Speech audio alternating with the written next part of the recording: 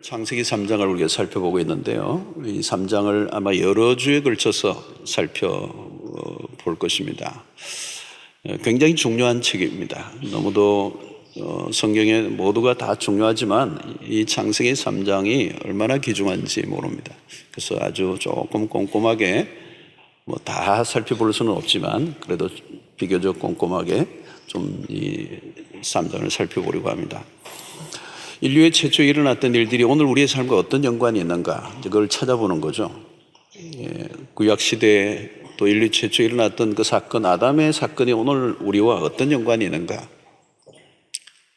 인간의 실패가 오늘 우리에게도, 인류의 최초에 일어났던 실패가 오늘 우리에게도 그대로 연결되고 있습니다. 오늘 우리의 고통, 우리의 불행, 우리의 실패, 이 모든 것들이 인류의 최초의 이 3장에서 일어난 사건, 인간의 불순종, 사단의 유혹에 의해서 선악과를 따먹은 그 불순종, 그 죄의 그 후유증, 그 죄가 남겨진, 죄로 인하여 우리에게 주어진 그 영향력, 그 파괴력, 이제 그것을 오늘 우리가 고스란히 경험하고 있는 것입니다. 그래서 이 3장을 잘 살펴보면서 그 죄에 대한 그 후유증에 대한 하나님의 처방, 또 구원의 손길이 어떤 것인지 살펴보는 것은 매우 중요한 것입니다. 자, 오늘 죄를 지은 인간이 벌이는 행동을 잠시 우리가 지난주와 오늘 걸쳐서 계속 보게 되는데요. 아담과 하와가 제일 첫 번째는 이 부끄러워진 자신의 몸을 가리려고 했던 겁니다. 그래서 무화과 나무 잎으로 옷을 만들어 입었습니다. 이 옷을 만들어 입는 행위가 결국은 문화적 행위죠. 옷을 만드는 행위, 오늘 인간이 만드는 모든 문화적인 활동들, 때로는 종교까지 다 포함하는 것입니다. 그래서 옷을 만들어 입는 것이죠. 이것은 인간이 스스로의 문제를 해결하려고 하는 것입니다. 그러나 그것이 얼마나 불완전한가. 사실 여러분, 우리 인생 가운데 여러 가지 문제를 만나는데 정말 중요한 문제는 우리가 해결할 수가 없어요. 돈으로 해결되는 것들은 많지만 돈으로 해결될 수 있는 문제는 큰 문제가 아닙니다, 사실. 훨씬 더 그것보다 더 중요한 문제는 돈으로 해결되지가 않죠. 자, 근데 이 불완전함을 느끼고, 이 자신들이 만든 이 무화과 나무 잎으로 만든 옷으로 자신을 가릴 수 없다고 생각을 하고 난 다음에 행동이 뭡니까? 그것이 오늘의 본문인데요. 도망을 친 겁니다. 도망을 치고 숨는 작업입니다. 이 죄가 가져다 온 결과가 뭐냐면 하나님과 관계가 불편해지는 겁니다. 하나님과 관계가 편안해져야 되는데, 가장 친밀해져야 되는데 하나님과의 관계가 왠지 거북스럽고 불편해지는 겁니다. 그래서 오늘 10절을 보면은 그런 말씀이 있죠. 이르되 내가 동산에서 하나님의 소리를 듣고 내가 벗었으므로 두려워하여 숨었나이다. 자신들이 벗었으므로 이 수치가 드러날까 두려웠다는 거예요. 이 죄를 지은 인간의 특성입니다. 두려움이 있는 거예요. 두려움. 무엇인가 잘못을 저질렀을 때, 우리 아이들도 사고를 치고 나면 엄마가 부르는 소리가 달갑지 않죠. 숨는 거죠. 두려워. 자, 아담과 하와는 자신들이 벌거벗은 몸이 부끄러졌다는 게 이게 문제입니다. 요즘 그런 얘기 많이 하잖아요. 예술이냐 외설이냐, 그 차이가 있는 겁니다. 정말 아름다웠던 그 몸이 부끄러워진 것입니다. 외설로 바뀐 것이죠. 아름다운 몸의 숭고함이 사라졌습니다. 기품이 사라지고 수치가 몰려오고 아름답지 않고 기뻐지가 않은, 불편해진 것입니다. 그래서 하나님과의 관계가 깨어지자 하나님에 대한 친밀함이 두려움으로 바뀐 것입니다. 그때부터 인간은 어떤 역사가 시작되느냐 하면 숨기는 역사입니다. 끊임없이 숨기는 역사, 은폐의 역사입니다. 자신을 있는 그대로 드러내지 않으려고 하는 겁니다. 그래서 죄인의 속성이에요. 드러내면 죽는다, 이런 생각을 하는 겁니다. 그래서 감추려고 하는 겁니다. 그래서 인류 역사의 우리의 모든 삶의 문화는 이 프라이버시를 굉장히 강조합니다. 개인의 프라이버시는 매우 중요하죠.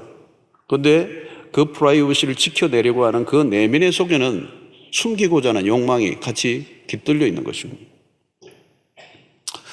자, 이러면 누구나 나에 대한 모든 것이 드러날 것에 대한 두려움이 있어요. 두려움. 우리가 요즘 이 사랑방을 우리 교회가 이제 하죠. 한 1,800개 이상 있는데 이 사랑방 안으로 들어가는 것도 사실 두려운 겁니다. 들어가면 나누어야 되거든요. 나누면 내 모든 것들이 드러날 수가 있어요.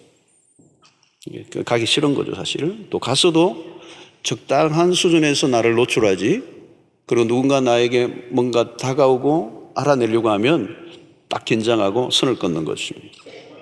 요즘 신방도 참 어려워요. 이 프라이버시가 굉장히 중요하게 여겨지고 있는 시대이기 때문에 그렇습니다. 자, 누구나 나에 대한 모든 게 드러날 것에 대한 두려움이 있습니다. 이게 죄인의 특성입니다. 두렵죠, 여러분. 두려운 것입니다. 여러분, 우리가 살아가는 사람들도 마찬가지입니다. 모든 것을 다 고백하지 않아요. 예. 무엇인가를 감추고 있는 겁니다. 어때요, 여러분들? 아내 되시는 분들은 남편에게, 아니고 남편 되시는 분은 아내에게 모든 비밀을 다 알리셨어요? 숨기는 게 있으시죠? 예. 미묘한 분위기죠, 여러분. 이 분위기가. 아내는 비밀 통장이 있을지도 모릅니다, 남편, 여러분들. 부부끼리도 요즘은 이 핸드폰에 이렇게 다 비밀 장치를 해서 패스워드를 딱 걸어놓은 분들이 계세요. 틀림없이 문제 있습니다. 비밀로 걸어놨다면 틀림없이 문제가 있어요. 숨기고 있는 겁니다. 아마 결혼하기 전에, 두 남녀가 결혼하기 전에 서로의 모든 과거를 다 털어놓기로 하자 그러면 결혼 깨집니다. 적당하게 숨기는 게 상책이에요. 그게 지혜롭다고 생각하는 겁니다. 자, 여러분, 우리는 숨기는 역사를 이제 가지고 있는 것, 이건 죄인의 특성입니다. 끊임없이 감추려고 하는 겁니다. 그래서 에덴 동산에 일어났던 이 무화과나무 잎을 만드는 일들, 그리고 숨는 행위입니다. 자, 이 아담과 하와가 어디에 숨었어요? 8절에 보니까 그들이 그날 바람이 불 때에 동산에 거니시는 여호와의 하나님의 소리를 듣고 아담과 그의 아내가 여호와 하나님의 낯을 피하여 동산나무 사이에 숨으니라. 자, 어디에 숨었습니까? 동산나무 사이에 숨었다는 것. 동산나무 사이에 숨으면 안전하다고 생각하고 이렇게 숨어 있었겠죠. 나무 숲에. 제가 전에도 얘기했습니다마는 하나님이 첫 번째 하나님의 이름 부를 때 그 머리가 보이니까 일본말로 했다고 아다마 그랬다고 그러잖아요.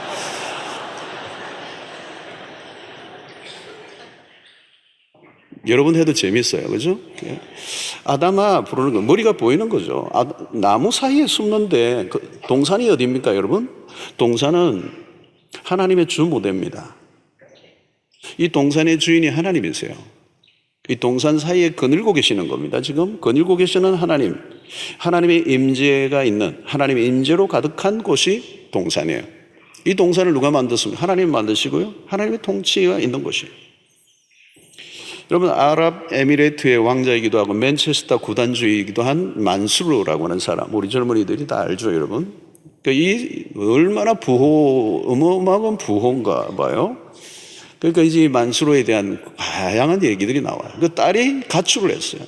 가출을 해서 멀리 갔어요. 그러니까 자기는 이제 가출했다고 생각했는데 그 가출한 그곳도 아직 아버지의 땅인 거예요. 알고 보니까. 그러니까 아무리 가출을 하고 싶어도 가출이 안 돼요. 땅이 너무 넓어가지고. 여러분, 벗어날 수 없는 거죠.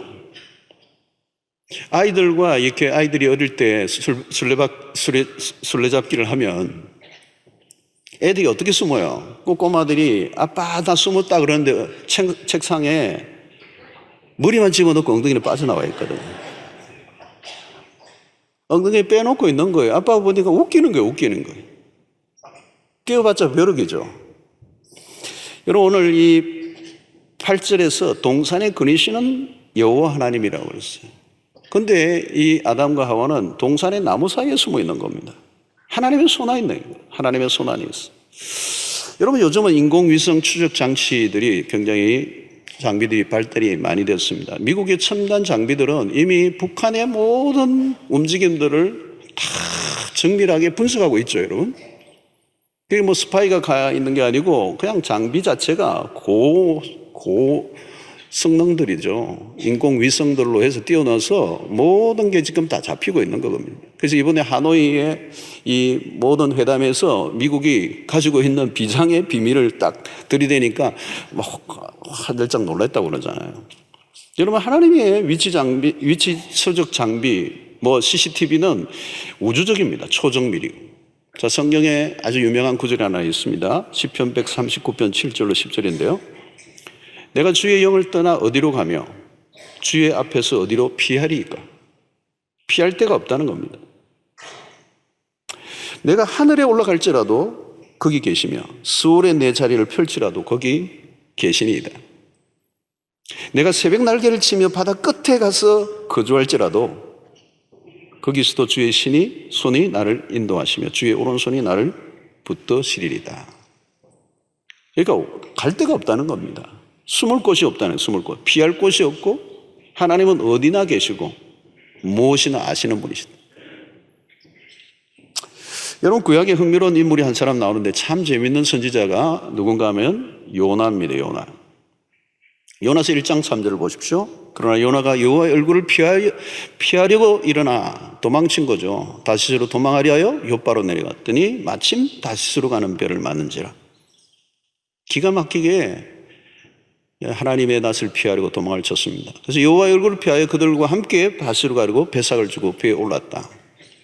자, 그런데 무슨 일이 일어납니까? 하나님의 그 소명을 받은 선지자가 다른 데로 도망갔어요. 아주 은밀하게 아무도 모르게 깜짝같이 다시스로 가는 배를 타고 가는데 광풍이 일어나는 겁니다. 너무 물결이 크게 일어나니까 이 배 사람들이 뭔가 직감이 이상한 거예요. 이거 안 탈 사람이 탔다는 거예요. 이 잡아내야 된다. 어떻게 알겠어요, 여러분? 누구를 알겠습니까? 그런데 제비뽑기 하자. 제비를 뽑았는데 기가 막히게 요나가 걸린 거잖아요. 요나를 딱 잡아내는 거예요. 색출을 하신 겁니다. 여러분, 이게 제비뽑기를 하고 우연히 걸린 게 아니고 그 제비뽑기를 하는 가운데 하나님의 개입이 있은 거죠. 그 배 밑창에서 자고 있는 선지자, 코를 골고 있는 선지자를 범인으로 잡아내는 겁니다. 요나의 도피 행각은 허망하게 끝이 납니다. 자, 인간은 끊임없이 숨고 하나님은 드러내십니다. 안방에서 은밀하게 일어났던 일이 온 천하에 드러납니다. 안방에서 죄를 지었다고 그게 감춰지느냐? 그러지 않죠, 여러분. 이 빌 클린턴이 백악관에서 루인스키 사건이 일어났잖아요. 그 권력을 갖고 있는, 그 아주 은밀하게 행했던, 아무도 모른다고 생각했는데 만천하에 드러났어요. 창피를 톡톡하게 당했어요. 여러분, 성경에 똑같은 사람이 나옵니다. 다윗 왕이잖아요. 그런 왕궁의 침실에서 깊숙한 곳에서 완전한 죄를 지은 겁니다. 그런데 한 1년 정도는 완벽한 범죄인 줄로 생각했어요. 죄가 다 묻혀졌어요. 그런데 딱 1년 후에 나단 선지자가 다윗에게 찾아오죠. 누가 보냈습니까? 하나님이 보낸 겁니다. 그래서 이 나단 선지자를 통하여 모든 그 다윗의 죄가 드러납니다. 그러니까 이건 누가 하십니까? 죄를 덜쳐내시는 분은 하나님이시라는, 비밀이 없다는 겁니다. 아주 다윗은 왕권을 가지고 얼마나 철저하고 은밀하게 용의주도하게 모든 범죄를 다 감추고 완벽하게 죄를 지었는데 하나님이 드러내시는 것 어때요? 그리고 그 죄를 성경에까지 완전히 기록해 놓았어요. 그래서 여러분, 다윗의 그 왕실에서, 그 침궁에서 은밀하게 행했던 그 죄를 온 천하, 여러분, 성경에 기록됐어요. 성경은 베스트셀러입니다. 역사 속에. 보고 오는 세계 수없는 사람들이 보면서 다윗 이지 됐구나. 다윗의 모든 범죄가 온 천하에 다 알려졌어요. 얼마나 알려졌던지 우리까지 다 알고 있습니다. 여러분, 요즘 세상을 우리는 투명사회라고 그래요. 투명사회. 우리는 유리상자에 있습니다. 우리도 모르게 모든 우리에 대한 정보들이 다 인터넷에 있고요. 기록되고 있고요. 보관되어 있어요. 또 소셜미디어가 발달이 되어 있잖아요. 그러니까 여러분이 핸드폰을 하나 들고 있다는 것은 이미 어마어마한 나의 정보가 지금 수없는 사람들에게 노출되어 있어요. 그리고 그것을 정보를 노출해도 된다는 동의들을 우리는 다 하고 있어요. 그래서 다양한 형태로 다 노출이 되어 있는 겁니다. 그리고 CCTV가 얼마나 많은지 모릅니다. 우리 교회도 CCTV가 있습니다. 곳곳에 있습니다. 인천공항에는 한 9천 개가 달려있답니다. 그러니까 뭐 구석에서 무슨 짓을 해도 다 곳곳에서 카메라가 돌아가고 있는 겁니다. 그러니까 아무도 보지 않는다고 했는데 신기하게도 목격자가 나타나요. 수십 년 전에 미제로 끝날 것 같은 사건인데 수십 년 사건이 지금 덜추어지고 있잖아요. 예. 여러분, 아무도 보지 않는다. 그럴 리가 없습니다. 이제는. 투명사회라는 겁니다. 투명사회. 너무 투명해져 버렸어요. 숨을 곳이 없는 거예요. 숨을 곳. 죄를 공모하면서 무덤까지 비밀로 하자. 과연 가능할까요? 여러분, 우리는 죄를 지을 때 순간적으로 착각합니다. 죄는 숨겨진다고 여기는 거죠. 그래서 죄를 짓는 겁니다. 그런데 죄는 숨겨지지 않습니다. 숨겨지지 않아요. 얼마나 많은 죄가 들통이 나고 있습니까, 지금도? 그런데 그거는 그 사람이 우연히 재수가 없어서 걸렸다고 생각하는데 그렇지 않아요, 여러분. 그리고 사람들에게는 숨겨질 수 있습니다. 숨겨질 수도 있습니다. 어떤 거는. 그러나 하나님에게는 불가능하다. 오늘 이 설교 별로 은혜가 안 되시죠, 그죠? 자꾸 뭐가 생각이 떠오르고 이러면 굉장히 힘든데 걱정하지 마시고 설교를 끝까지 들으셔야 됩니다. 하나님은 우리의 마음의 은밀한 것까지도 다 알아내시죠. 우리의 마음 속에. 여러분, 우리가 영성이 뭡니까? 우리의 마음 속에 있는 어떤 깊은 생각까지도 보이잖아요, 여러분. 예. 하나님이 그걸 다루신다는 말이죠. 어떤 사람은 친구의 길을 딱 갖다 대고, 야, 너하고 나하고만 알자. 그런 건 없어요. 너하고 니캉 내캉만 알자. 그런 거 없어요. 누가 아세요? 하나님이 아시잖아요. 둘만 하는 얘기는 없습니다. 반드시 하나님이 들으세요. 그러니까 모든 비밀을 인간의 역사는 감추려고 하고 죄를 감추려고 덮으려고 하지만 그건 불가능하다는 거예요. 자, 오늘 보십시오. 자, 그 숨기려고 하는 인간에게 하나님이 찾아오십니다. 오늘 9절 보면 여호와 하나님이 아담을 부르시며 그에게 이르시되 내가 어디 있냐.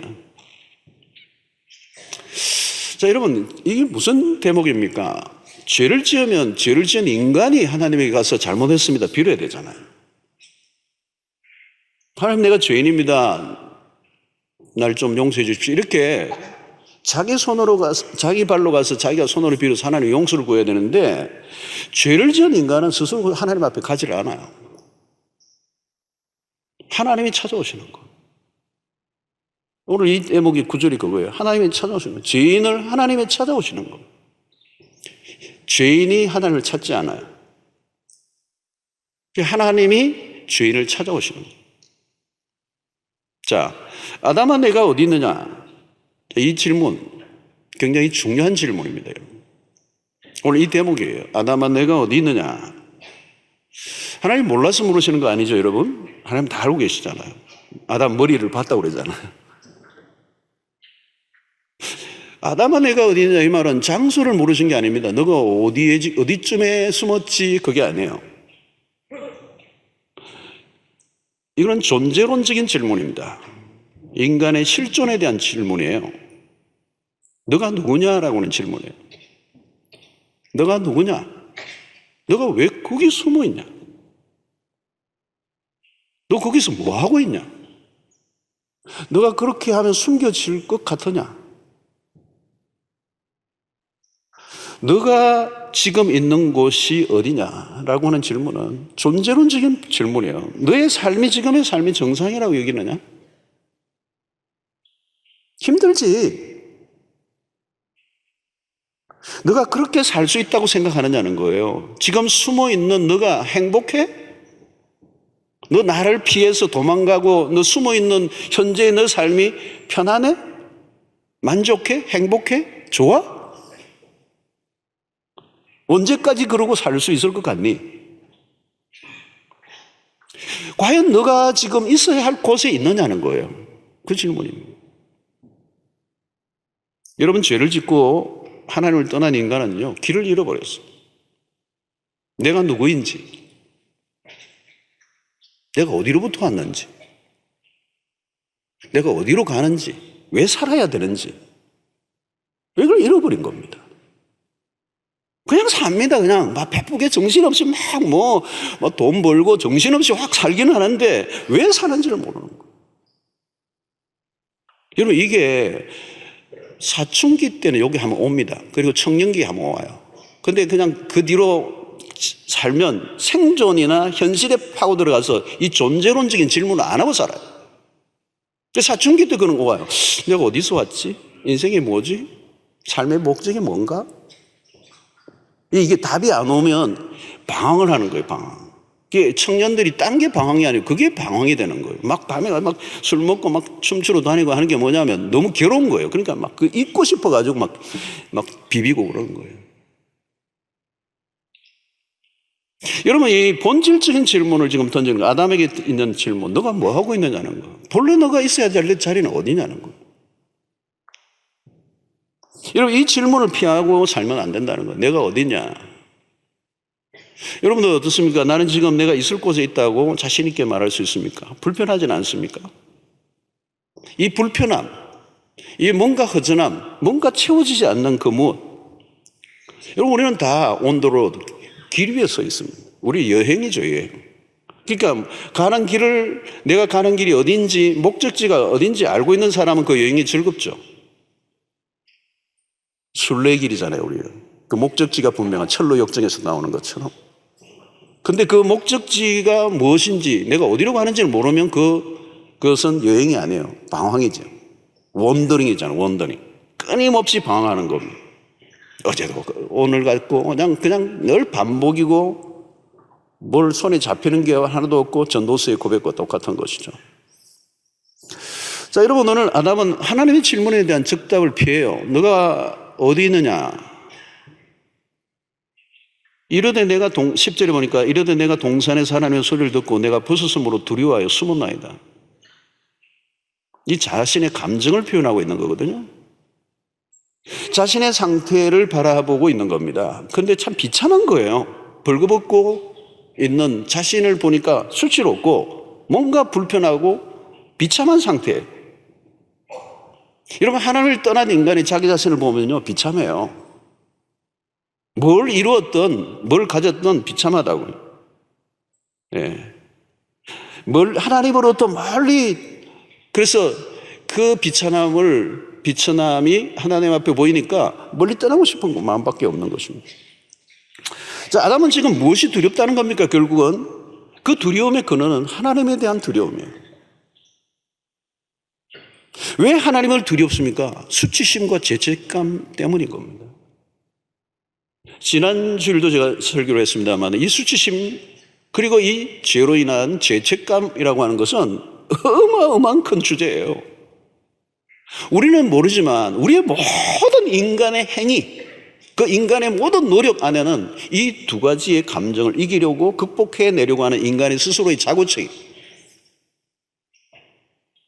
출세를 하려고 하고 더 많이 올라가려고 하고 그 모든 내면에 자기를 가꾸고 자기를 하는 모든 것들이 포장이 종교적 열심이나 모든 게 다 포함돼서 이 수치심과 죄책감을 극복하려고 하는 인간의 내면의 욕구예요. 이 죄를 지은 이후에 찾아온 이 어두운 감정을 인간이 스스로 걷어내릴 수가 없기 때문에 끝없는 몸부림을 치지만 만족할 수 없는 것입니다. 이 불행한 감정들이 밀려오니까 끊임없이 고통스러운 겁니다. 그래서 인간은 스스로 도피처를 찾죠. 만들어냅니다. 사람들은 자신이 안전하다고 여기는 곳을 만들려고 하는 거, 그게 숨어들려고 하는 곳을 만드는 겁니다. 그러나 여러분, 그 도피처로 만들었던 것들이 여지없이 깨어지고 망가지고 마는 것입니다. 여러분, 우리 가정도 마찬가지죠. 사랑한다고 어쩔 줄 몰라 결혼했는데 그래서 그 가정이 내 삶의 은신처고 도피처고 안식을 줄 것 같은데 그게 쉬운 게 아니잖아요. 나만큼은 잘 될 줄 알았는데, 나만큼은 내가 제대로 살아보고 싶었는데 꿈에도 생각하지 않은 일들이 현실이 우리의 삶에 닥치는 게 사실이에요. 그래서 무엇인가 잘못되었다는 것을 느낌을 지울 수가 없는 거예요. 마치 운전대가 고장난 자동차를 몰고 있는 것과 똑같습니다. 나는 정말 제대로 가고 싶은 거예요. 근데 차가 지 마음대로 가는 거예요. 마치 이 마음속에 거대한 구멍이 뚫려서 아무리 채우려고 해도 채워지지 않는, 마치 유리 그릇이 바싹 깨졌어요. 어떻게 수습을 하려고 하는데 수습이 잘 안 되는 상황에 빠져 있는 인간의 모습이에요. 그래서 인간은 일평생 수고를 하지만 시름 앓다가 죽어가는 것입니다. 사는 게 아니고 여러분 죽어가는 겁니다. 하나님은 아담아 내가 어디 있느냐 물으시는 겁니다. 한 번쯤은 자신의 현 상태를 깊이 심각하게 직시해 보라는 거예요. 아담아 너가 어디 있느냐. 내면에 들려오는 소리에 귀를 기울여야 한다는 겁니다. 세상의 부와 명예와 인기로, 때로는 각종 이론과 이념과 사상으로 나를 아무리 정당화하려고 해도, 때로는 여러분 교회를 출석하고 종교인으로 출석을 해도 그 종교적인 행위로는 뭐 교회 출석을 10년 20년을 해도 인간의 공허와 불안을 메꿔주지는 못해요. 이게 본질적인 질문에 답을 해야 된다는 거예요. 하나님은 넌 누구냐? 자, 여러분 내가 어디 있느냐라고 하는 이 질문은 그 다음에 우리에게 주시는 메시지는 뭘까요? 하나님이 기회를 주시고 계시는 거예요. 하나님은 죄를 지었다고 즉각적으로 심판하시는 분이 아닙니다. 심판이 목적이라면 너가 어디 있느냐 물을 필요가 없습니다. 그냥 심판해버리면 돼요. 너 죄 지었지? 끝났어. 여러분 성경에 우리가 인간은 끊임없이 죄를 지었는데 죄를 지은 것으로 끝냈다면요 이미 끝나고 말았습니다. 역사는 진행될 수가 없어요. 하나님은 취조하듯이 지금 따지려고 물으신 게 아닙니다. 너가 어디 있니? 죽인다? 만나기만 해봐라. 고발자로 취조하시는 분으로 검사로 나타나신 분이 아니에요. 사단은 뭡니까? 고발합니다. 모든 걸 고사하고 범죄자들을 찾아내고 죄를 덜치워내고 죽이려고 하는 거죠. 여러분 오늘날 세상이 그렇잖아요. 폭로사예요. 폭로사예요. 상대의 약점을 캐기 위해서 혈안이 되어 눈을 붉히고 살잖아요. 여러분 정보가 권력이잖아요. 정적들의 비리를 알아내고 상대의 약점을 알아내면 그게 권세가 되는 거예요. 그래서 막 협박을 하고 돈을 갈취하고 때로는 고급 정보를 얻어내기 위해서 권력의 힘을 동원하기도 하고, 얻어낸 정보는 통제의 수단이 되죠. 여러분 세상은 덜치워내어 죽이려고 하지만 하나님은 살려주시려고 찾아오신 거예요. 하나님이 심판하시려고 하셨다면요 벌써 세상은 끝나고 말았습니다. 우리는 창세기를 통하여 끊임없이 인간의 실패를 보면서 반복해서 하나님의 구원의 손길을 경험하게 됩니다. 범죄한 인간은요 손댈 것도 없어요. 그냥 두면 저절로 죽게 돼 있습니다. 하나님이 버려두시면 그게 재앙이고 저주잖아요. 그런데 하나님이 찾아오신 겁니다. 아담아 내가 어디 있느냐. 이 말은요 난 너를 사랑해, 그 말과 똑같은 거예요. 다시 찾아오신 이것은 하나님의 자비요, 긍휼이요, 사랑이요, 자비요, 복음이요, 은혜인 줄로 믿습니다. 여러분 숨고 피하는 것은 답이 아닙니다. 그것은 더 큰 고통과 불행을 가져오는 것입니다. 죄를 숨기는 것은 마치 암을 숨기고 있는 것과 똑같아요. 여러분 암은 드러나야 됩니다. 초기에 드러나면 삽니다. 그 암을 밝히기 위해서 얼마나 돈을 많이 들여서 정밀 조사를 하잖아요. 그 암을 숨기면 어때요? 암세포를 키우고 있는 겁니다. 그건 죽어가는 거죠. 하나님으로부터의 피하고 도망치는 일은 부질없는 겁니다. 자기의 죄를 숨기고 도망을 칠 수 있으면 가능하면 할 수 있죠. 그러나 불가능하다는 거예요. 그건 불가능하다는 거예요. 우리가 자신의 죄를 인정하고 하나님의 부르심 앞에 반응하고 돌아가는 것만이 답이 되는 것입니다. 여러분 하나님은 어떤 분이십니까? 하나님은 추적자였어요. 추적자. 성경을 보면 하나님은 무서운 추적자였어요. 끊임없는 집념을 가지고 죄인을 찾아내어 구원에 이르게 하시는 추적자 하나님. 사랑의 추적자라고 그러시죠. 죄를 짓고 도망치는 인간을 놓치지 않아요. 실패한 인간을 포기하지 않는다는 거예요. 오늘도 여러분 우리에게 끊임없이 다가오심으로 추적하심으로 우리를 찾아내셔서 우리를 구원에 이끄셔서 그 하나님의 집요한 추적에 붙잡혀서 오늘 우리가 이 자리에 있는 거 아니겠어요? 어떤 분은 막 도망치다가 한 50년 도무지 도망도 못 치겠다 이러니까 오신 분들 계시죠, 몇 분.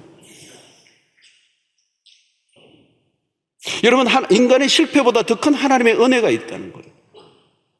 하나님의 심판 이전에 구원을 베푸시는 분, 하나님은 포기하지 않는 신, 도망치는 인간을 끝까지 추적하시는 하나님.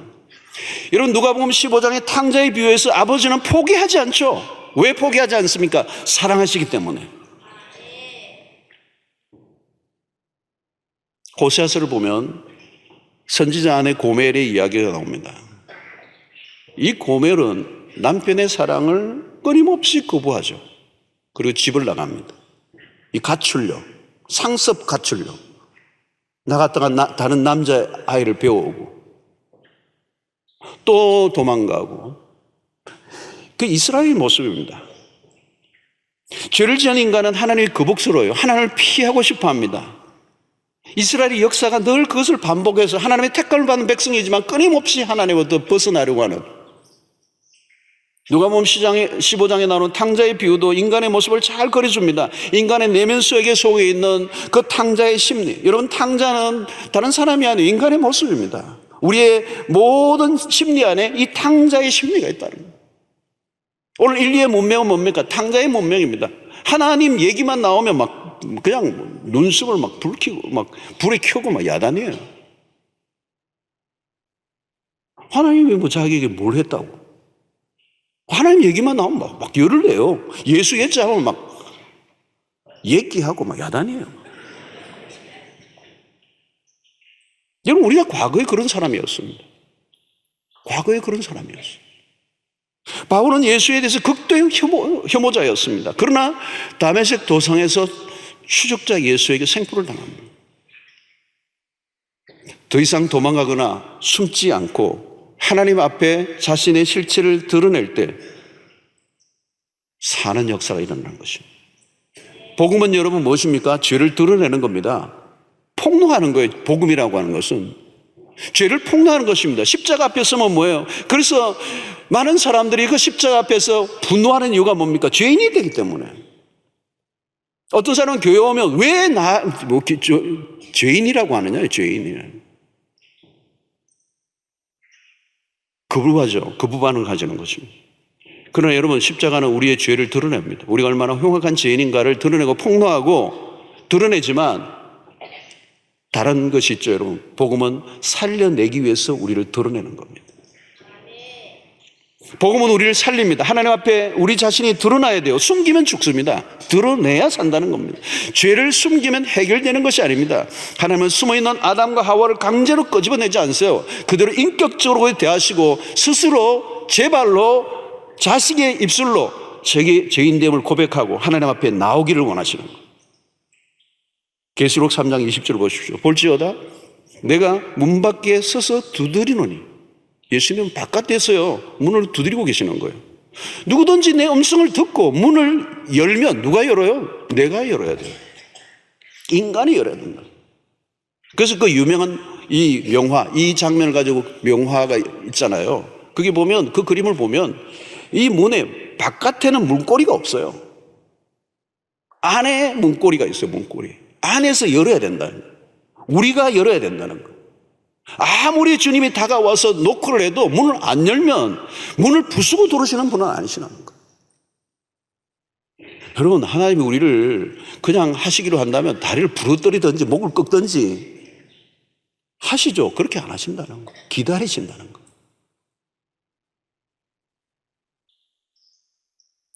여러분, 오늘 여기 내가 어디 있느냐, 이 말은 다시 본래의 자리로 돌아오라는 것입니다. 본래의 자리가 어디입니까? 하나님의 형상대로 지음받은 하나님의 걸작품으로서의, 하나님의 자녀로서의 그 지위, 그 탕자가 그 돼지 죽통에서 그 바닥까지 내려갔던 그 삶에서 아버지의 아들로 돌아오라는 거예요. 돌아올 때 어떤 일이 납니까? 가락지를 끼워주고 새로운 좋은 옷을 가져다가 입혀주고 신발을 신겨주고 끌어안으며 너는 내 아들이라고. 창조의 원형으로 돌아가라는 겁니다. 구질구질하게 자기의 힘으로 자기의 능력으로 살아가려고 했던, 그래서 바닥을 치고 비극을 행했던 그 인생에서 돌아오라는 거예요. 하나님께로 돌아오면 너가 누구인가를 알게 된다는 거예요. 너가 하나님을 떠나니까 너가 누구인지 알지 못하고, 너가 누구인지 모르니까, 내가 누구인지 모르니까 내가 어떻게 제대로 살 수가 있습니까? 여러분, 내가 나답게 살려고 하면 내가 누구인지를 알아야 합니다. 내가 누구인지 알려고 하면 하나님을 만나야 되고 하나님께로 돌아가야 됩니다.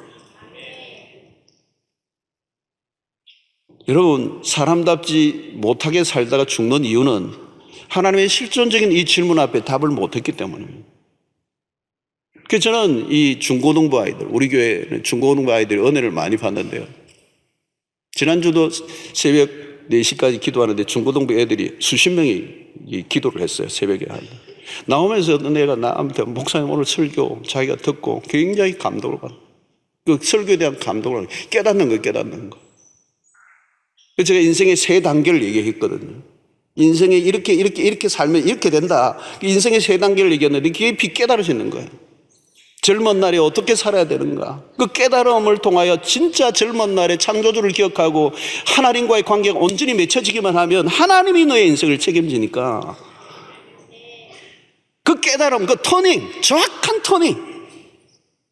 너가 누구냐라고 하는 이 질문 앞에 나는 하나님의 피조물이요, 하나님은 나의 왕이시고 창조자이시고 구속자이시고 나의 주인이시고 나는 하나님 안에서 참된 안식과 평안과 자유를 누릴 수 있는 존재입니다. 나는 철저히 하나님의 의존된 존재입니다. 이 고백이 나오는 고백입니다.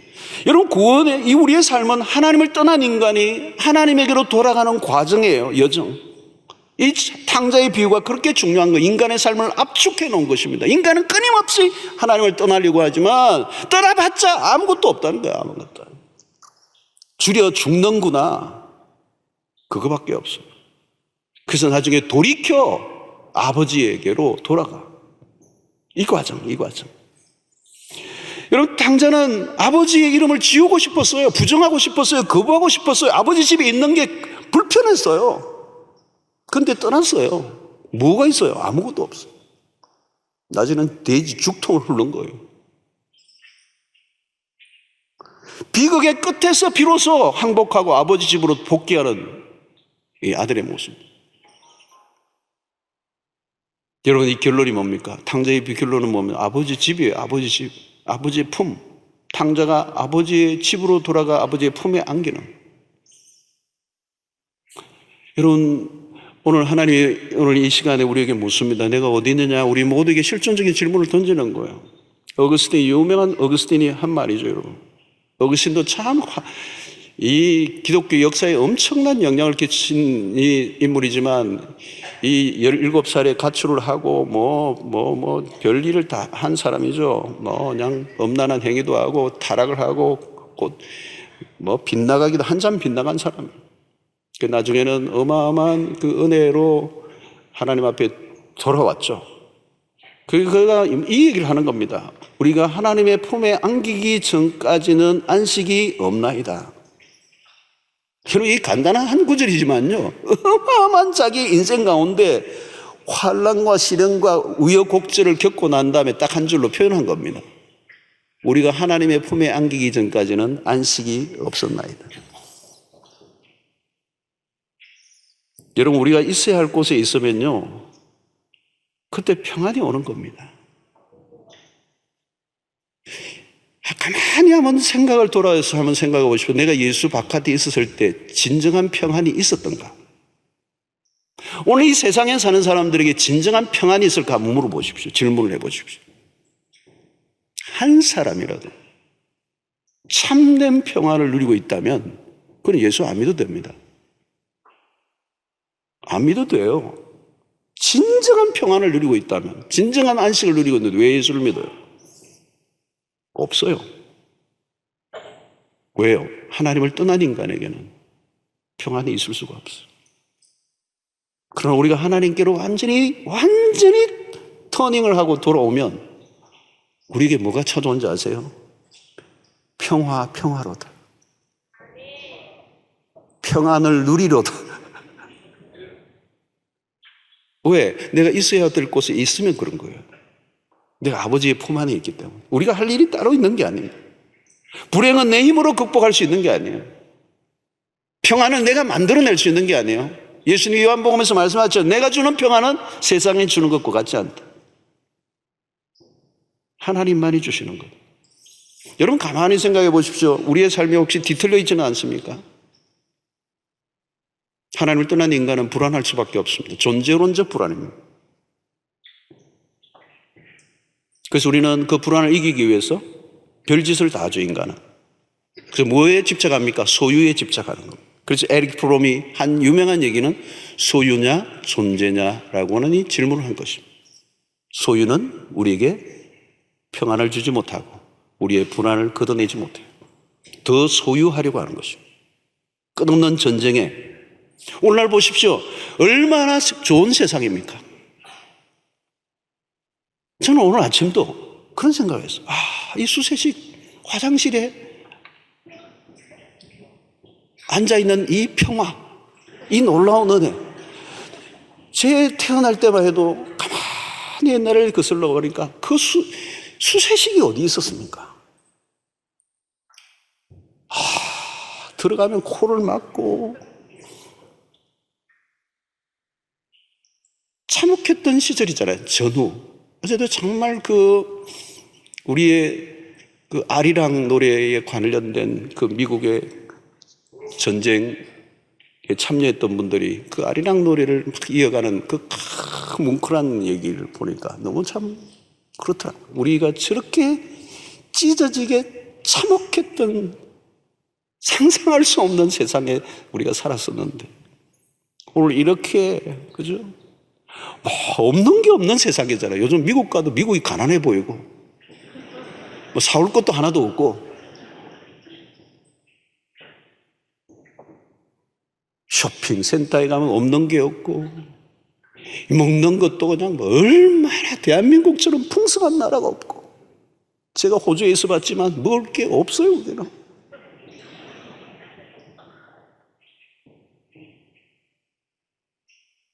TV 채널을 틀면 수백 개가 내가 원하는 대로 영화와 드라마를 다 볼 수 있고 주말마다 여행을 다니고 행복합니까?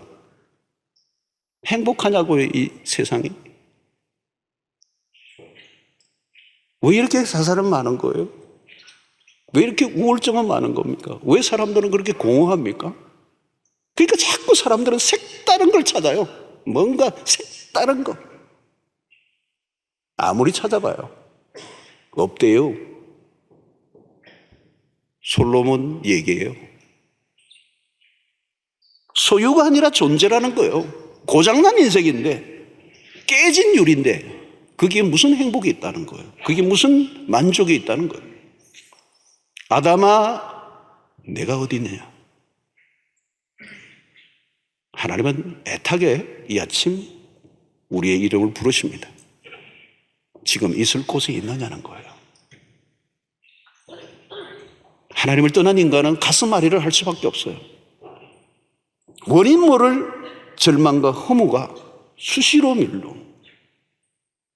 정신이 멀쩡한 사람이라면 틀림없이 이 절망과 허무가 몰려오게 돼 있어요. 갑자기 사는 게 의미가 없어지고 출구 없는 방에 갇혀 있는 것 같아요. 그래서 샤르트르라고 하는 철학자는 이 출구 없는 방에서 그냥 머리로 그냥 벽을 내리치고 있는 모습이에요. 그게 인간의 모습. 그래서 머리에 피가 막 쏟아지고. 원인 모를 불안, 이 참 평안이 무엇인지 모르는. 여러분 취업이 안 되고 건강이 좋지 않고 때로는 내 사업에 실패하는 것보다 더 심각한 것은 인간의 본질적인 이 질문에 대한 확고한 답이 없는 인생이에요. 왜 사는지 모르는 것. 여러분, 왜 사는지, 내가 어디로 가는지에 대한 분명한 하나님께 답을 얻은 사람은요, 굶어 죽어도 불행하지는 않아요. 여러분, 오늘 우리의 영혼의 귀를 기울이셔야 돼요. 오늘 창세기에 인류가 범죄하고 실패하고 넘어진 그 자리에 주님이 찾아오셔요. 너가 어디 있느냐? Where are you? Who you are? 너는 누구냐? 하나님 때로는 우리에게 질병과 때로는 실패를 통하여 우리를 부르시기도 합니다. 실패하셨습니까? 지금 노크를 하고 계시는 거예요. 돌아오라고. 잘못된 번지수를 찾지 말라고. 건강을 잃어버리셨습니까? 그때 하나님이 콜 하시는 거예요. 단순히 건강을 나으려고, 몸이 나으려고만 몸부림을 치지 마시고 그 사건을 통하여 하나님이 나를 부르시는 거예요. 하나님 만나면 되는 겁니다. 아파도 실패해도 하나님 만나면 실패가 아닙니다. 내 인생이 하나님의 손에 있기 때문에. 하나님 안에 있는데 무슨 실패예요, 여러분? 하나님 품에 있는데 무슨 실패입니까? 하나님 바깥에 있으면요, 무슨 짓을 해도 어떤 자리에 앉았든 뭘 가지고 있든 다 실패예요. 그건 하나님이 있으라고 한 곳이 아닙니다. 그 벗어난 인생이에요. 그는 가능한 빨리 돌아가야 합니다. 벌써 몸으로 그대로 하나님께로 나아가면 돼요. 있는 모습 그대로 나가시면 됩니다. 죄인의 모습, 일평생 죄만 지었다고 상관없어요. 부끄러운 모습으로 그대로 나가는 겁니다. 그때 나가기만 하면 우리 하나님께서 지난주도 살펴보았던 것처럼 가죽 옷을 입혀주십니다. 예수 그리스도의 옷이죠. 주님의 그 십자가의 그 은혜로 사신받은 옷, 그 옷을 우리에게 입혀주시고 우리를 용서하시고 우리에게 자비를 베푸시고 우리를 다시 살려주십니다. 시편 27편 8절 한 구절만 읽고 마치겠습니다. 너희는 내 얼굴을 찾으라 하실 때 내가 마음으로 주께 말하되 여호와여 내가 주의 얼굴을 찾으리이다. 여호와의 얼굴을 구하십시오. 그 낯을 피하지 마십시오. 그 하나님을 대면하고 그 하나님과 친밀한 교제를 나누고 그 주님과 함께 살아갈 때 그 주님이 가지고 계시는 그 평안과 기쁨과 주님이 가지고 계시는 그 어마어마한 능력들이 우리 안에 주어지게 될 것입니다. 하나님 안에서만 참된 자유가 있고 안식이 있습니다. 그분에게로 돌아가십시오. 그리고 아직도 여전히 찾고 계시는 그 한 사람을 여러분들에게 찾아가셨어요. 주님의 이 콜, 부르심을 알려주십시오. 돌아오라고. 당신 돌아오라고. 지금 있는 곳에서 돌아오라고. 하나님께로. 그러면 살 것이라고 알려주시는 여러분들 되시기를 축원합니다.